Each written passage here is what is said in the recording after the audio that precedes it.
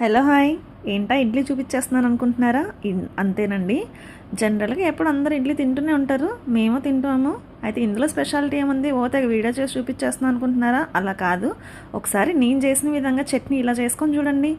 ఎప్పుడు ఆ కొబ్బరి చట్నీ లేదంటే ఇట్లా పచ్చిమిర్చి ఇట్లా కాకుండా ఒక్కసారి ఎండుమిర్చి వేసుకొని ఒక్కసారి ఇలా పచ్చడి ట్రై చేసి లూజ్గా ఉండాలండి చట్నీ, గట్టిగా కాకుండా ఒక్కసారి లూజ్ చట్నీతో ఇడ్లీ, అలా వేడి వేడి ఇడ్లీ చిన్న చిన్న ముక్కలు కట్ చేసుకొని తినండి. ఎంత బాగుంటుందో.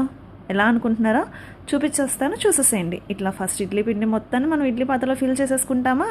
అయితే ఒక చిన్న టిప్ చెప్తున్నా. ఇడ్లీ పాత్రలో మనం ఇట్లా వాటర్ పోసినప్పుడు దాంట్లో ఒక నిమ్మకాయ చెక్క కానీ చింతపండు కానీ వేయండి, లోపల బ్లాక్నెస్ అనేది రాదు. అలాగే మిగిలిన పిండిని కూడా అట్లా పక్కన ఉంచుకొని చిన్న చిన్న గిన్నెలో పెట్టేసుకొని ఆ పైన పేర్చేసేయండి.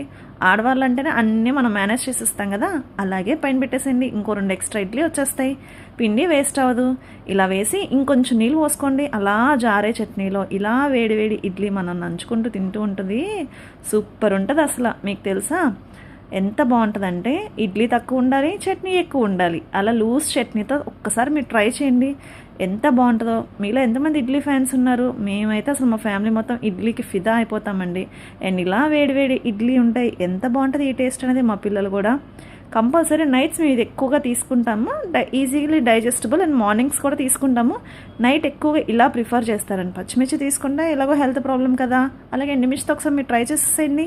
కామెంట్ సెక్షన్లో పిన్ చేయండి.